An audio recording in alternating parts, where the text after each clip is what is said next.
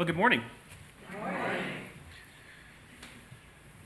We need one of those at our church.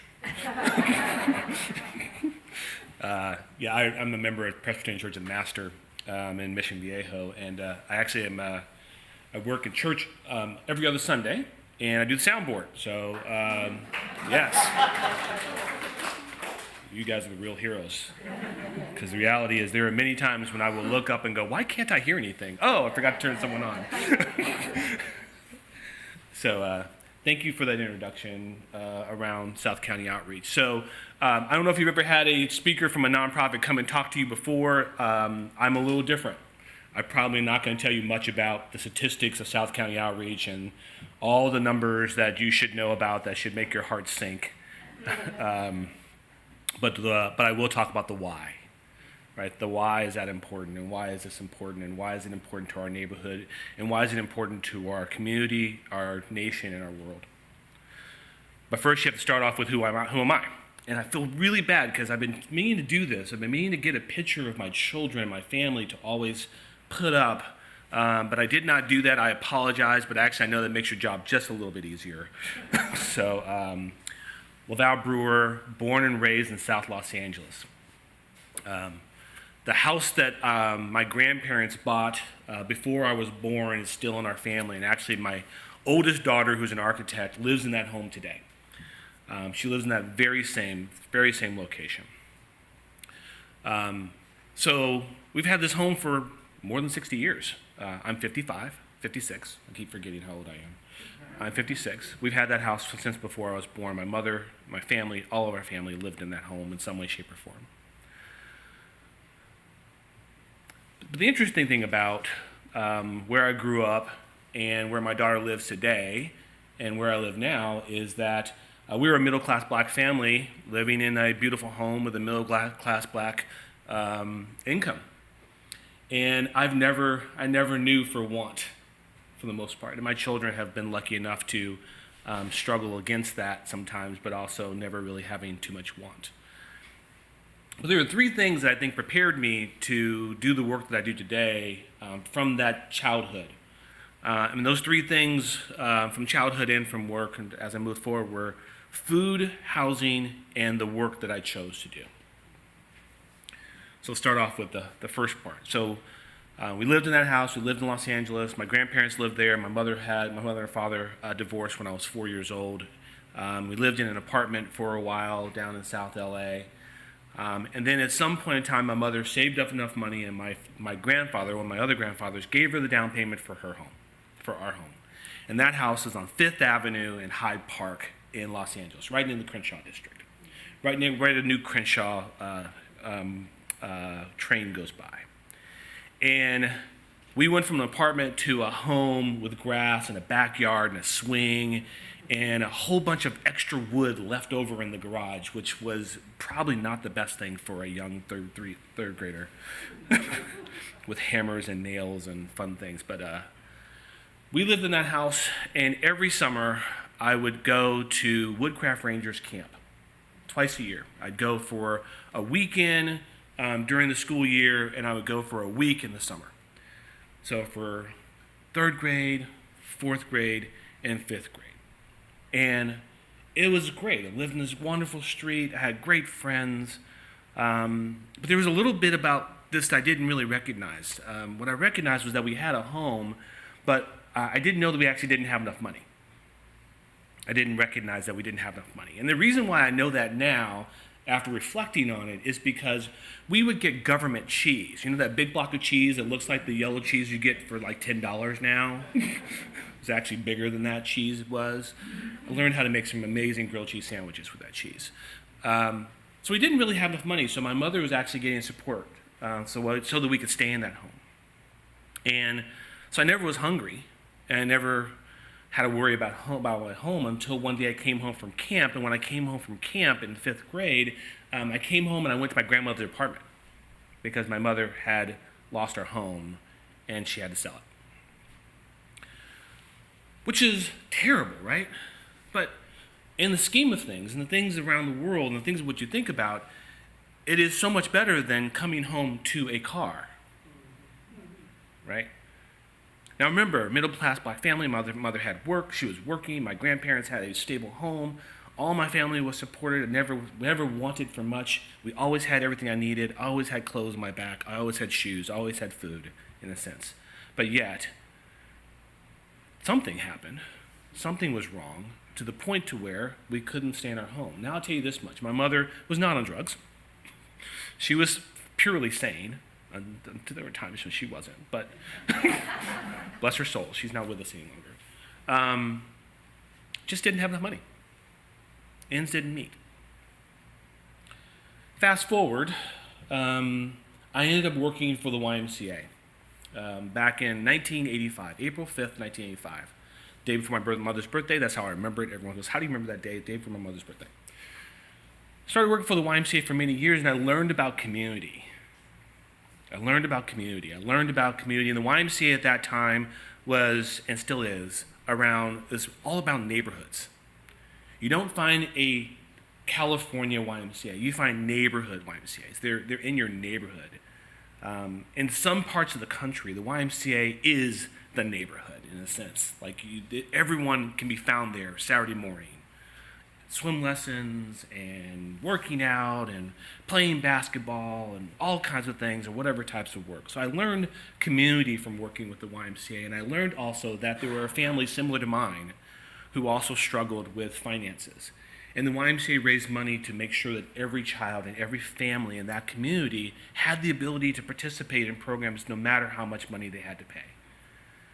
And that was deeply ingrained in me that, one, our community supports each other. Our community supports our neighbors. Our community supports the people that we care about, that we see, and even the people that we don't know. And that there are people who are struggling, who need help. And our families and our community can come together to make the world a better place. The YMCA at that point, when I left the YMCA in 2010, it was really about small communities and supporting the neighbors that existed in your world.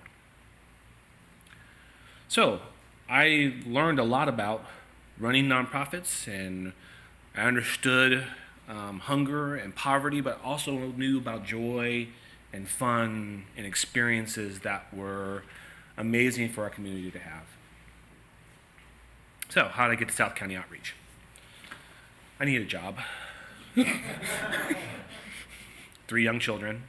I love working in nonprofit work.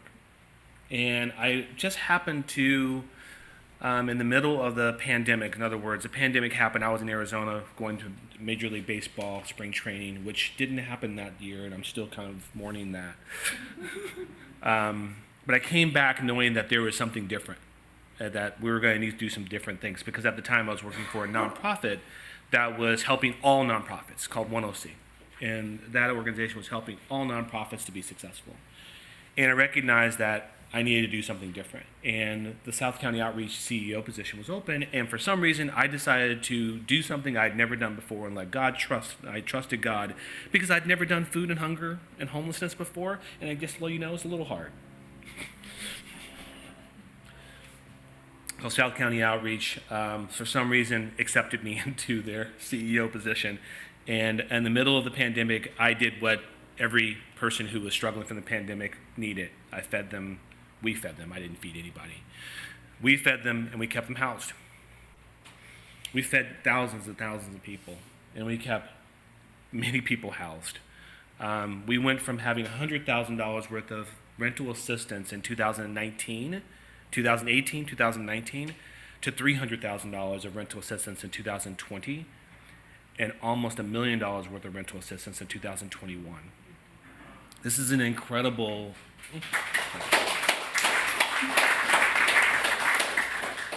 what an incredible blessing it was for us to be able to support our community and our neighborhood in the way that we were initially founded to do that. So Ray Havard, who is our original founder, who lived in Lake Forest, and started this program because he saw that his neighbors 30 years ago were struggling with hunger, and has grown this organization over the last 33 years to be able to support our neighbors still with hunger and homelessness and other support systems. Just so happens that the Founders Day was last Thursday, My team didn't tell me it was Founders Day. They just started celebrating. Next thing I'm like, why are we celebrating? Why do we have cake? Like, why is the cake here? It's the Founders Day. I'm like, oh, I was on vacation, so I didn't know. So we've been doing this for 33 years. And what many people don't know, because we're not a faith-based organization, is that we are started by a faithful man, a very faithful person. He loved God. Was a great youth. He was, it's kind of hard to say. He was used by God in a way that I believe will continue to be a blessing to all communities, not just this community. So, what is it? Why do we do this? I told you about the hunger and homelessness, and you heard that one of our models is to help others help themselves. But what we believe is that you just can't help yourself. Pulling yourself up by your bootstraps is not something that you can do. I don't know if you've ever tried, but it's called levitation. So, sounds really good, but it just doesn't work. You have to have someone else help you. You have to have a hand to pull someone up.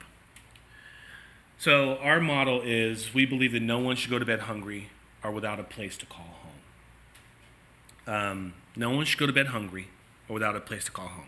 Now here's the thing about that. It's a pretty safe statement, right? It's a really powerful statement, we believe also, because we believe no one should go to bed hungry without a place to call home. But it is a safe statement because I don't think of anyone who steps back and says, you know, I'm okay with someone being hungry today. I'm okay with that person who is sleeping in their car with their children, who is fully working and has a child who has to go to school and is embarrassed about that. I'm okay with that. I'm okay with that. I don't think we are. I don't believe we are. We're not called to. And I'll tell you why we're not called to, and I'm going to share with you why we're called to. And I'm called by one verse. It is Matthew 25, verses 36. And it is, for I was hungry, and you gave me something to eat. I was thirsty, and you gave me something to drink. And I was a stranger, and you invited me in. All three of those are the tenets of our organization. We feed people. We keep people housed by helping them stay in their homes and stay in their communities, because the opposite is tragic and dangerous and terrible. We also have 17 condo units where we keep families, where families live. They actually pay me to keep them in house, and I charge them very little in order for them to stay in their homes so that families can stay together in their communities. It's a simple statement. And I believe all of you believe the same thing, because most of the people we're talking about are our neighbors. They're not someone else. There's no one else. It's not the people from Los Angeles or San Diego or or from Riverside that are coming to our neighborhood and saying, you have money, so please give it to me. That's not what it is. It is the person who lives next door to you. We've seen an incredible increase in the number of seniors who are struggling more than they ever have before. Just Friday, and like I said, I don't say numbers very often, but I was struck by these numbers. On Friday, one of my team members said, we've seen 4,000 unique individuals this year. And I looked at her and I said, excuse me? That's terrible. The reason why that's terrible is because last year and the year before, we saw about 6,000 unique individuals by the end of the year. So that means we're seeing almost a 40% increase in the number of people who are coming to our asking us for help, our neighbors, already in the first 5 months of the year, the first 6 months of the year, which tells me that by the end of the year, that could be a very large number. And I'm not excited about it. I'm not happy about it at all. To come and brag about the number of people that we serve is a really simple, meaningless number. What I am happy about is that we care for them, and that we love them, and that we give them the dignity and respect, and that we have that dignity and respect that comes out to them that allows them to come to us and feel safe. So if you've never been to our Client Choice Pantry, it's right down the street here. Literally right down the street, you can walk here. You can walk there. Now, I'm not open, so don't go there today. But in our Client Choice Pantry, you get to walk into our market. So when you're outside the door, you're at a pantry, because people need to understand, like, it's a pantry. Like, if you'd say market, people are like, ooh, I don't have any money. It's a pantry. But the minute you walk through the door, You have walked into a neighborhood market, and you get to choose whatever you want for your family that makes the most sense for your meals and for your health and your dietary needs, but also for your soul, because you walk in and people know you. And we walk around and we don't let them have shame by not looking them in the eyes. We look them in the eyes and say, hi, we're glad you're here. And then they get to choose their own food. And by continuing to connect with us in a way that they feel dignified and loved and respected, our neighbors, we begin to break down the vulnerabilities that happen to keep them from falling into homelessness. So then we could talk to them about how do we help them move from where they are to a new space, a new future. I said I was going to give you some sermon notes. So in the Bible, this is the reason why we do this. In the Bible, I've read almost 24 to 30 different verses on poverty. Okay, on poverty. You now know who we are, right? You know who we are. This is how this underpins and gets into it. The first one is 1 John 3:17. But if someone has material possessions and sees his brother or sister in need but refuses to help, how can the love of God dwell in that person? Refuses to help. Now, I get this question all the time. How do I help, LaVal? How do we help? Do I give that person on the corner some money? Do I bring you more food? Do I take someone in my home? How do I help? And I often say, I don't know how you help. I don't know your soul. Your soul may be greater than my soul. So the way that I tell you to help may be small in comparison to what you have the ability to help with. I may also tell you to do something that has a greater possession than you have and greater resources. So to tell you to do something that you don't have the resources to do is just defeatism. But your soul can tell you what you can do and what you want to do. What you're called to do is to do something. Whatever that may be, however that is done, however it exists. When you feel compelled to do something, God is inside you, the Holy Spirit is saying do something, then do something. It doesn't make a difference how much. That story about about Jesus talking to the man and saying, give up all your possessions, was not about giving up all this money. It was about the fact that he had an idol, and his idol was money. We're not called to give everything away, because if you are, then you won't have anything to give in the future. And you'll hear why that's important in just a second. The second verse is Matthew 25:44 through 45. Then they will reply, Lord, when did we see you hungry or thirsty, or a stranger, or naked, or sick, or in prison, and did not do anything to help you? Then he will answer, I assure you that when you have done it for one of the least of these, you have done it for me.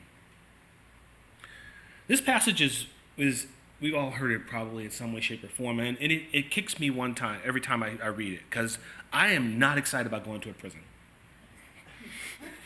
I don't want to do it. I don't ever want to be in one. I never want to go to one.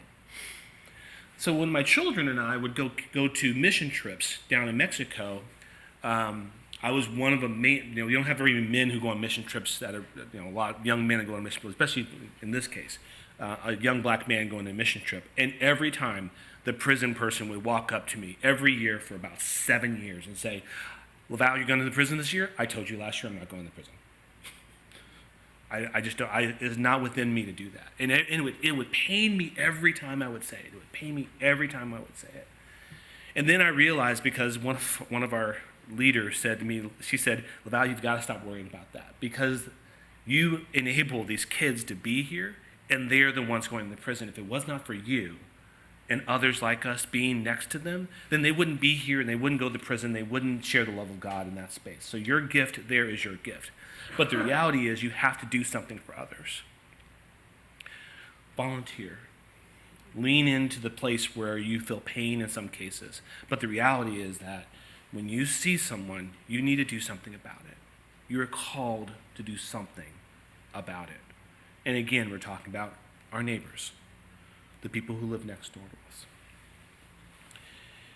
You remember I told you you're going to hear about something at the end. The last one is Deuteronomy 15, verse 11. And I dislike this verse more than anything. Deuteronomy 15:11. Poor persons will never disappear from the earth. Let me read that one more time. The Word of God. Poor persons will never disappear from the earth. That's why I'm giving you this command. You must open your hand generously to your fellow Israelites, to the needy among you, and to the poor who live within your land. So we know this to be true, that poor people and poverty has existed since the beginning of time. So there's nothing that tells me that it's going to stop tomorrow. There's nothing that tells me that I'm going to be successful or we are going to be successful at ending poverty, at ending poor, people who are poor, or ending those who are hungry. There's nothing that tells me that that's possible. And I know that's not something a nonprofit executive is supposed to say in front of others. We're supposed to say, we can do this, we can fix it, we can make it better. So what I'm saying is not against that, but what I am saying is that in order for us to reduce and not allow the number to get bigger, we have to continue to do the work we've already talked about. Because there are more and more and more people like my family who, while they're trying, will have something go wrong. A divorce. And suddenly the income bearer is not there any longer and does not care. Abuse, where someone has to escape their space and go somewhere totally different and start all over with probably nothing. The lack of a job or the loss of a job. And yes, there are other things that people do that cause them to be hungry and homeless on their own. That is true. And yet it is still true that we should not let them starve and we should not let them sit in the cold by themselves. But it will continue to be the truth that the poor will be among us until the end of time. So we are called to continuously step into that. We are called to continuously work with our neighbors. We are called to continuously keep our eyes open for those who are in need that we are able to support in the way that we are able to support them. Now the nonprofit executive in me says, so send me more money. And I actually say, send whatever money you want to, wherever you want it to go, however you want to do it, wherever it is. Wherever you send the food, you're sending food. That's great. That's awesome. Keep doing it. If it comes to us, awesome. If it goes to someone else, even better. Use your resources to make your neighbors better. But here's the one thing I do ask you to do every day. You need to open your mouth and say, there's a place where you can go, where others can go. You don't say you because then someone thinks you're talking to them and they will get defensive. There are places where others can go where they can get help. There are food pantries in our neighborhood. There's one right down the street here called South County Outreach. And as you say that to others, so they know that there are places for people to exist and go, then when they need that help, it will be in the back of their mind. Or if they come across someone else who needs that support, it will be in the back of their mind. So when they are able to speak into, you don't have to go to bed hungry or without a place to call home. Because here in South County, here in Orange County, there is a place for you that will help you. Or there's a place for them that will help them. That's our call. That's our ask today. Thank you so much for letting me speak in front of you today. I hope I have given you some tidbits of things to think about. If you don't mind, I'd like to close in prayer. Dear gracious Lord, I am just so thankful for this congregation and their blessings to the world and the community. The things that I've seen just today and the words I've heard and the love that they have provided for their community and their neighborhood is overwhelming, and just thankful, Lord, and I ask for you to bless them and to multiply them and multiply their hands and multiply their hearts. Give them all courage to step out today and to live into the beliefs that they have called them, that you've been called them to do. In your gracious name I pray, amen.